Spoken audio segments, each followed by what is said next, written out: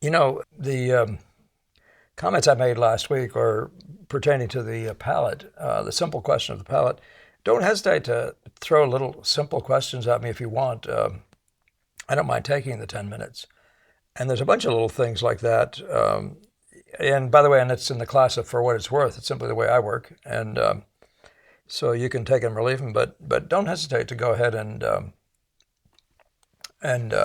do the any old size question you want. Fill up the comments box. And all right, so today's from Warren, and I, with the, I've been remiss, Warren, in responding to this question specifically. I threw it out at you, and you probably didn't even catch it that what I was talking about in a different video pertained to you in general. And my answers to these questions are going to be very similar anyway. By the time we get to the end, you'll see what I mean. But for everybody who's not seen this, the question from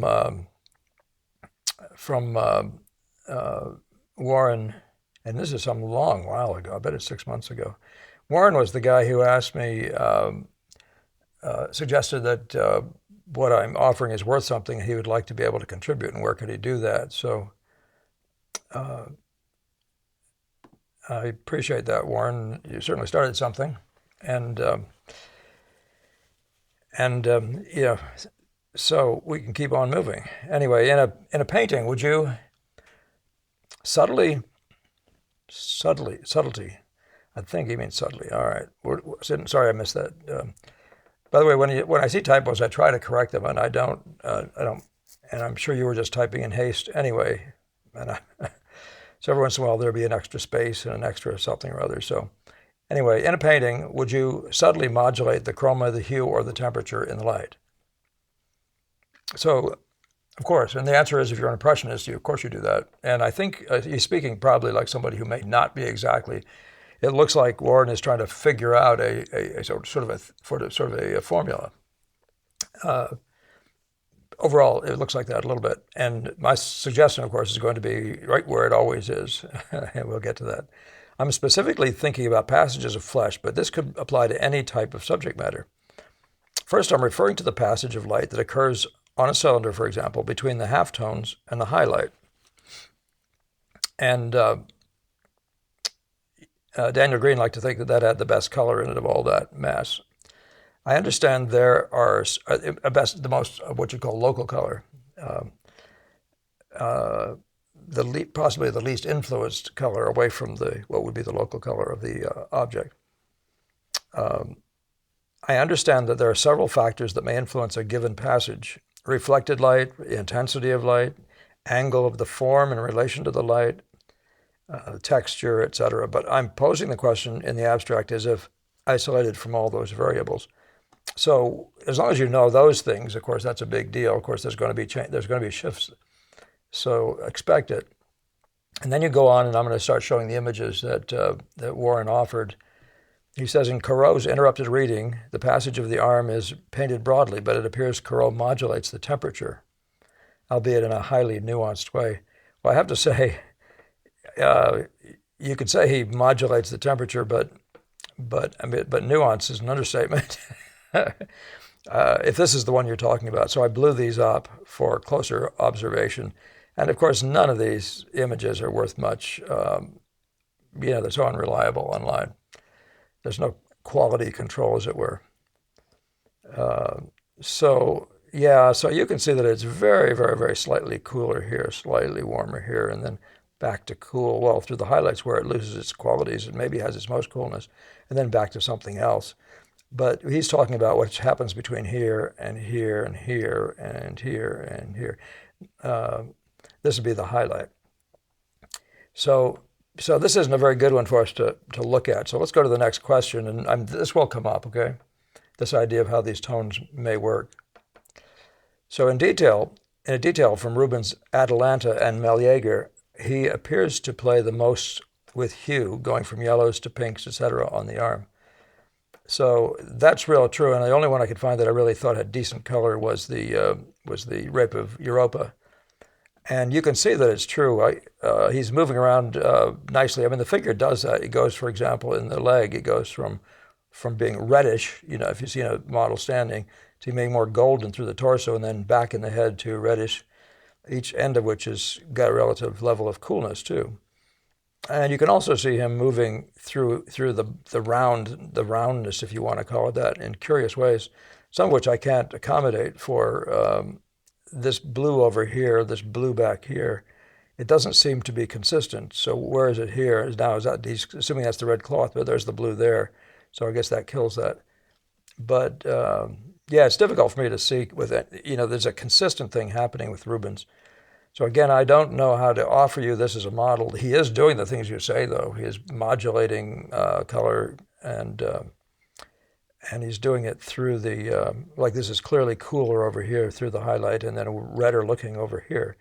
And it's very characteristic if you've painted much of the figure or the I guess I should just say the figure, but a portrait too. If you've painted them much, you'll know that this happens in a predictable way. And if you're an imaginative painter like Rubens, you're looking for a predictable way so that you can do it fast, so you can move along and put it together a bunch of figures. So, and in Piazzetta's The Sacrifice of Isaac, the artist appears to diligently maintain consistency of hue while following the classic Bister method of warm shadows, cool neutral transitions, and warmer halftones and cooler highlights. Well, that's actually a pretty fair discussion of what is often seen in nature. And I think this is the one you're talking about. The other one I found online was too choppy to do anything with. But the classic warm shadows, here's that cooler passage he's talking about, and then the next two are clear. They clearly happen rather in rows, right? It really is the case. And you can see a similar thing here. And again, these things really don't read that well if we had these things full size in a museum. And by the way, Piazzetta has always been a fascinating character to me. I really do like the way he paints. I mean, really uses the way he uses paint. And I didn't have a better one to pick for you. I possibly could have looked something up even going further. But again, if you want to talk about one that has really good examples, send it to me, and also send me, if you can, a close-up of it, what you're talking about. Anyone who's looking to get feedback. And then he mentions Leo van Eyken's Human Suffering. The artist takes a lot of liberty with the green dress. The light passages appear to fluctuate in both temperature and hue, and I really couldn't make anything out of this, Warren. And this is the dress, and I don't know what to make of that. I find it too weird. I mean, it's just choppy as heck. You could say he takes liberties, but I don't see much benefit from the liberties. The only thing I can see that appears to be so is that it's relatively cool, and it's relatively warm as you go here. And so these clear masses. And by the way, the most important thing you can establish in a in a piece of form in the light is which side is warmer and cooler. I shouldn't say it's the most important thing, but it's a big deal. Not the little things all happening all through here, which is not unimportant, but the idea of which is which. So the idea of being able to see which is the warm, which is the cool, and these are actual factors in getting a feeling of light. Especially these things show up in white cloth, where you can see the cooler, warmer thing in a white area. But no, I find this too difficult to look at. So I grabbed the N.C. Wyeth. You said the same can be said of the clothing on the figures in N.C. Wyeth's Fence Builders.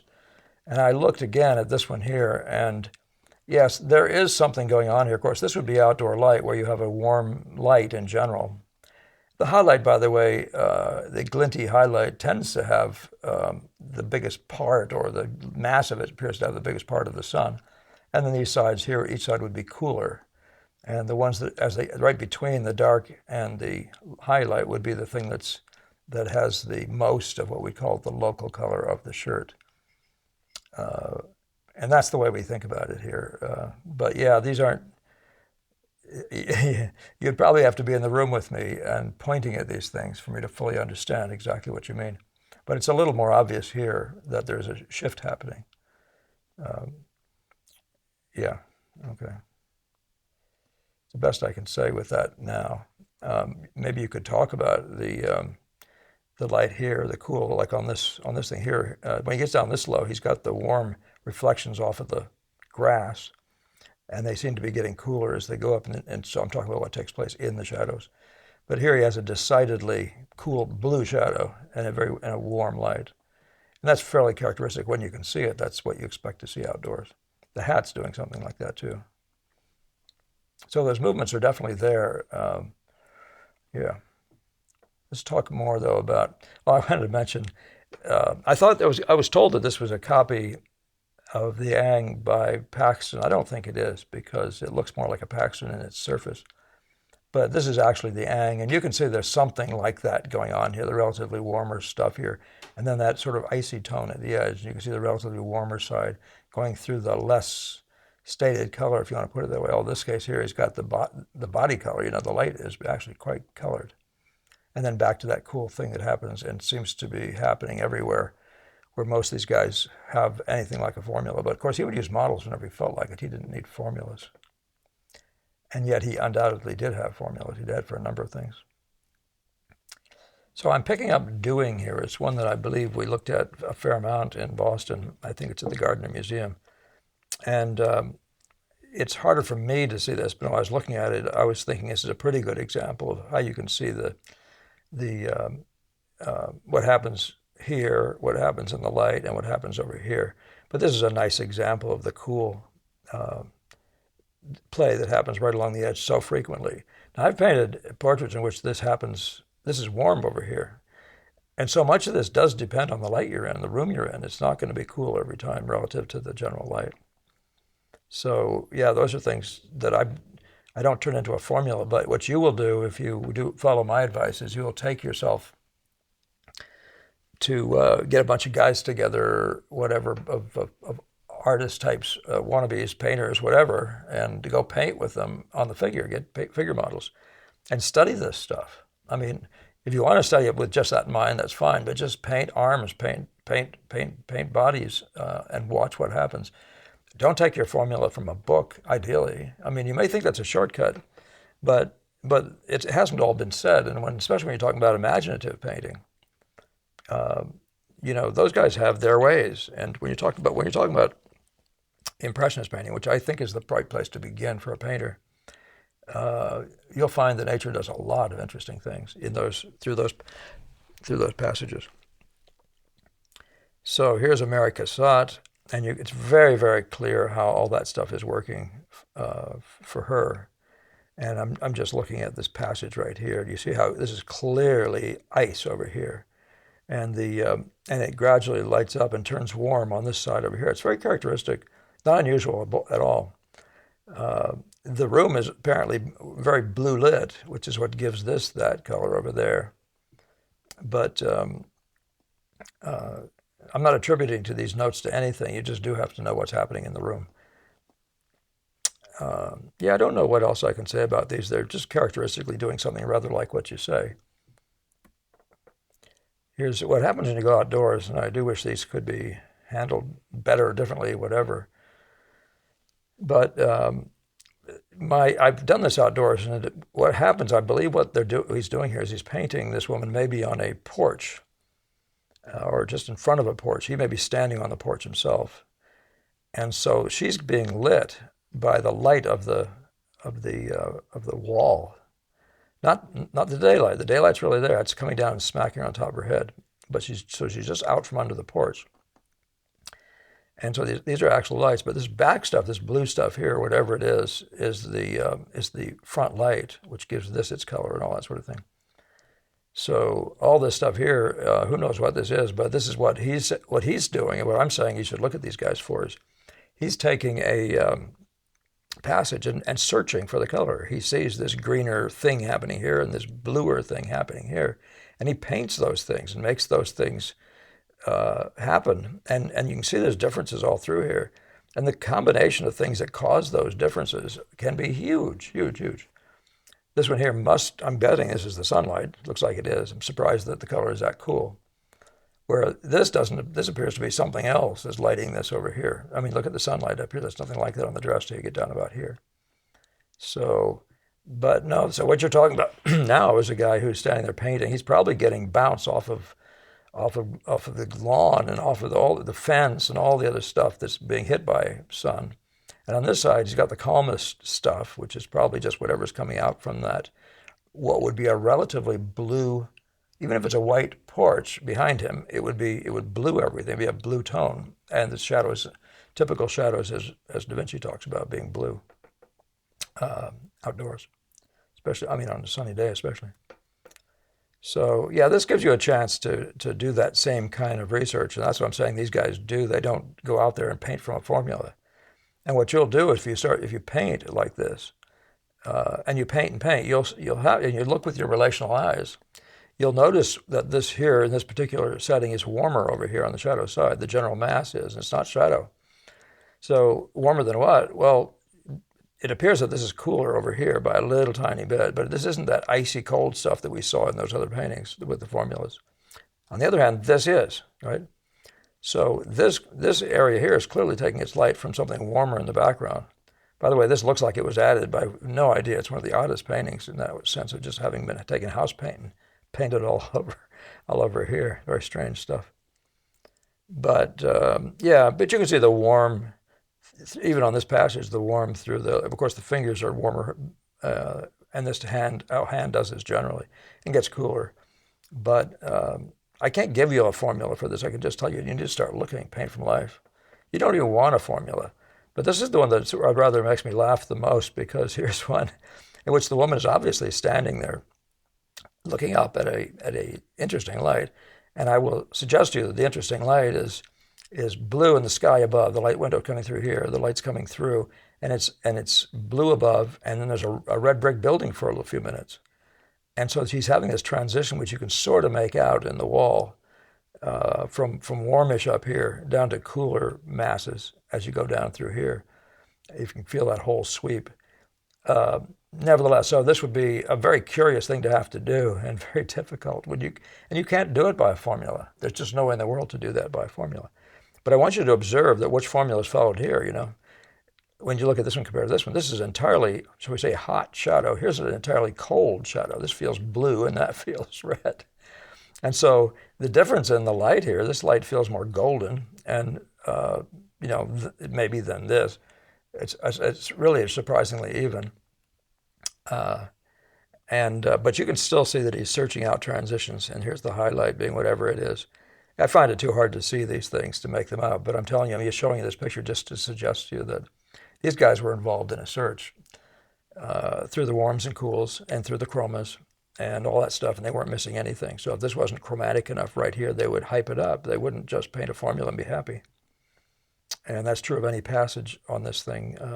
You'll see movements right in the shadows here from icier to you know, that obviously being rather lit by the face, by the reflections off the face. So, man, who doesn't want to have this as a skill, huh?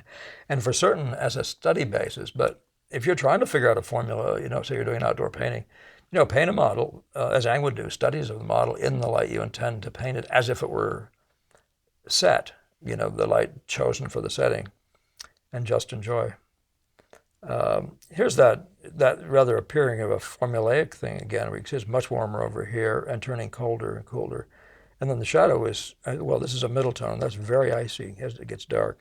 And then you're back to that warm shadow that responds more to this, or it's more about that stuff there. But that's just way over here. So there's obviously stuff getting through a semi-translucent cloth. So what else can I say except look more, look more. Don't follow formulas all that much. And then make up your own if you're going to follow one. I mean, it certainly is efficient to follow a formula if you're painting a mural and you want to do the same, do efficiencies, which means the same color and color movements in every figure, the same, which you might call concepts related to those things. So it's interesting. There are three different Boston School type painters, and each of these you'll have to just look at for yourself in person. But this is that same sort of project being done by Paxton. And again, you can see the red to blue movement through here, getting rather icy here, and you can see what it's doing is any other light but the blue is being blocked. So this is actually picking up, as it were, the blue. And the same thing is happening with these guys here. They're picking up what they're picking up, right? That gives the shadow its color. So there's that blue shadow, but what's the formula, right? So it's so much depends on what's reflecting back into the figure. And then it depends on what the ambiance of the room is, So here's the light, and it's so characteristic of the light to do this thing that you're describing. What we see, I've seen it so often. What we see in those paintings, where there's this icy tone right at the edge of the shadow, and then the warmest thing happens way over at the edge like that. It's not unusual at all, so I don't fault anybody for thinking about it, but do you really want to borrow somebody else's formula? Even guessing about them, why guess? Just come up with your own. This is the violinist, and you can see over here that this actually rather does look more like the formulaic one you're talking about. You can see that it's red in here, turning into that sort of skin warm, and then to the highlight, and then turning into that rather icy tone. And that's just very characteristic of what I saw in this lighting, in this setting. I should say it even more expansively. But yeah, and the movements, you can't make this stuff up. These movements on here, like this stuff here, the Piazettas and whatever of this world were definitely looking at models. They wouldn't have left themselves blank out there. They weren't just guessing wildly or following a formula purely. You can't guess about all the variations that happen in here. The movements of the fingertips down through here, the movement of the hand, going from whatever this is, warmish thing, into these icy things, and into a relatively warmish shadow. You can't and wouldn't want to make that stuff up. So, but that's a nice example, though, of saying, yeah, I didn't do it from a formula, though. I did it strictly by observation of nature. So I'm going to, let's take a look just to make sure we've responded to the larger question. Warren, and I appreciate your enthusiasm. Would you subtly modulate the chroma, the hue, or the temperature in the light? And of course you would, and that's what I do. I'm specifically thinking about passages of flesh, and that's what I was showing you. And then, referring to passage of light that occurs on a cylinder, for example, between the halftone and the highlight.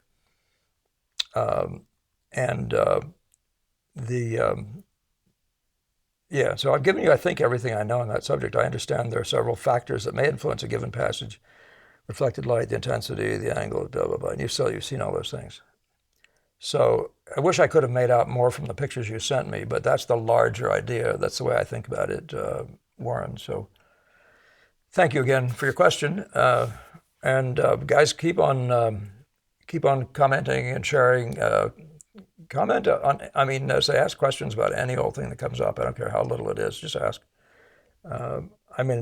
If it's 2 or 3 that are teensy, I'll probably do them all in one show. But your response to the practical side of things is always relatively high. Even that little dinky thing I did on showing you my palette, my difficult palette, and how I maintain it. Even that was popular. So if that's what all you watchers are looking for, please do. You need answers to something like that. At least if you're looking for the answer to what I and some of us who work the way the Boston School guys did are thinking, please do ask. Okay. In the meantime, do donate, share, comment, and subscribe. And I'll look forward to seeing you in the next one. Have a good week.